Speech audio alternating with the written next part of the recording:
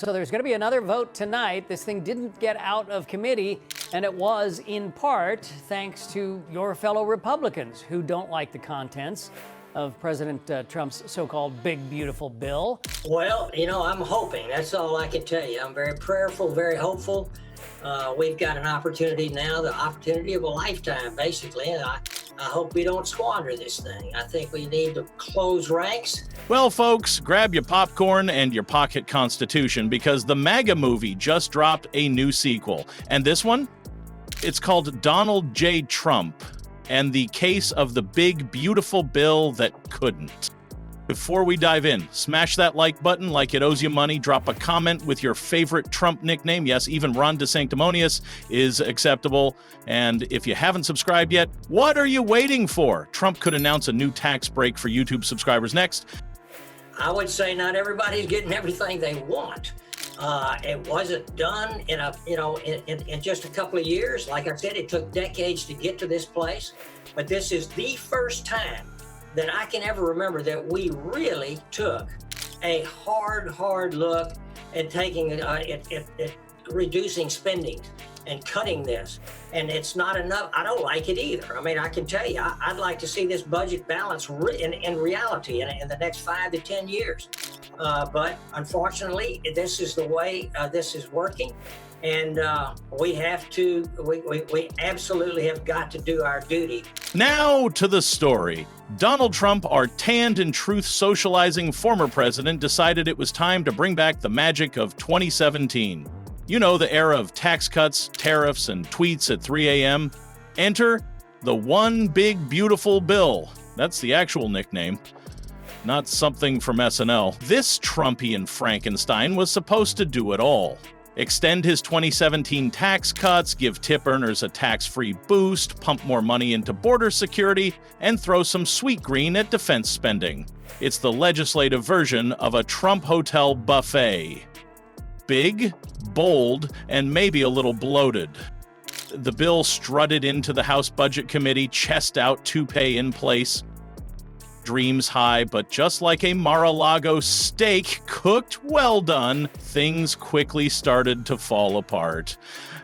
Turns out, some members of Trump's own party weren't ready to jump aboard the MAGA Express. The House Freedom Caucus, a group of Republicans who think fiscal conservatism is a religion and spending cuts are sacraments, decided to rain on Trump's parade. Leading the charge were Rep. Chip Roy of Texas and Rep. Andy Harris of Maryland. These guys looked at Trump's bill and said, $1,500 billion, 0 cents in spending cuts. Cute, but not even close. They were especially grumpy about Medicaid, not because they hate old people or kids, but because the cuts weren't aggressive enough. Harris, in particular, went full Scrooge, suggesting that any spending left over from Biden's Inflation Reduction Act, especially the Green New Deal portions, should be axed like an apprentice contestant who dared to look bored in the boardroom. The drama reached Bravo-level tension when Rep. Nick LaLota from New York came in hot with a curveball. This guy, a fellow Republican, suggested raising taxes on high earners. Yeah, you heard that right. A Republican suggested raising taxes. The top bracket would go from 37% to 39.6%. LaLota basically walked into the GOP clubhouse and screamed, "Let's tax the rich," like it was a Bernie Sanders rally. Now, LaLota's plan wasn't just to stir the pot. He had a strategy. By bumping the top rate, he could rake in about $300 billion, 0 cents. That money could be used to protect Medicaid and also lift the SALT cap, which has been squeezing states like New York harder than Trump squeezes ketchup onto his steak. But let's pause and acknowledge the true Trumpian flavor here. Trump sold this bill like it was the golden goose of fiscal policy. At rallies, on Truth Social, even reportedly over dinner at Mar-a-Lago, he called it a masterpiece, a big, beautiful bill, the kind of bill that would make America great again. And yet, it got stopped in committee, not by Democrats, by Republicans, his own people. If you think Trump took this lightly, you must be new here. The man who once tweeted that Diet Coke might be a deep state plot probably didn't enjoy seeing his legislative baby get the cold shoulder from his own MAGA army. Insiders say he was furious, which, in Trump speak, probably means some ketchup met a wall. House Speaker Mike Johnson, doing his best impression of a man trying to herd cats in a tornado, tried to play peacemaker. He swore that the bill wasn't dead, that maybe, just maybe, they could tweak it, massage it, give it a little legislative Botox, and send it back to the floor. Memorial Day was floated as a target. Nothing says patriotism like a tax cut barbecue. But there's a bigger issue here, folks. The GOP is split, like a Trump steak, with one half demanding it rare and the other half throwing it into the furnace. Some Republicans want deep spending cuts and fast. Others want to play it safer, fearing that gutting programs like Medicaid or clean energy might cost them in swing districts. It's not exactly a united front. Then you have the financial elephant in the room. Moody's just downgraded the U.S. credit outlook. Why? Because Uncle Sam's budget looks like it was written in crayon by someone hopped up on Red Bull and nostalgia. The debt is spiraling, deficits are ballooning, and Trump's bill, for all its flash, doesn't fix that. In fact, it arguably makes it worse, depending on who you ask and how many Excel sheets they're juggling.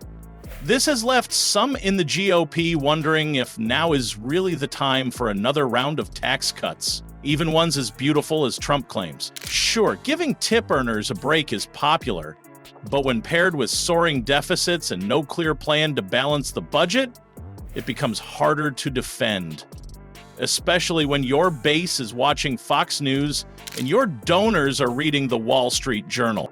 Meanwhile, Democrats are just sitting back with popcorn, watching the intra-GOP cage match unfold. They don't even have to do anything. Trump brought the bill, his party blocked it. It's a self-inflicted wound with all the flair of a WWE cage match, none of the fake blood. Of course, Trump isn't going to let this be the final chapter. Not when there are elections to win and legacies to polish. Expect more pressure on House Republicans, more rallies, more posts, possibly a few more slogans. Cut taxes, not Trump, feels about right. And here's the spicy twist. Some analysts are saying Trump wants this kind of drama. Why? Because he thrives in chaos. A fight with the Freedom Caucus lets him look like the grown-up in the room, the deal maker, the man with the plan. It paints the hardliners as obstructionists and positions Trump as the only one who can unite the party. If they'd just listen to him. In other words, the failed vote might not be a loss, it might be the setup for Act 2. So what's next for the one big beautiful bill? Well, it might be headed back to committee. It might be rewritten, or it might end up on a shelf next to Trump University diplomas and the border wall prototypes. But one thing's for sure. Trump isn't done. He never is. And that, folks, is the real story. Not just a bill, but a battle, a MAGA melodrama, a glimpse into the strange, spicy, and always entertaining world of Republican politics in the Trump era. So keep your eyes peeled, your Truth Social app updated, and your tax returns close, because in Trump's America, even a bill that never passes can still dominate the headlines. And if you made it this far, you're obviously the type of patriot who should definitely subscribe, like this video, and comment below. Tell us, would you have voted for Trump's big, beautiful bill? Or do you side with the Freedom Caucus budget hawks? We'll be watching the comments like Trump watches poll numbers. Till next time, stay spicy, stay skeptical, and never forget, in Washington, nothing is ever dead. It's just waiting for a better slogan.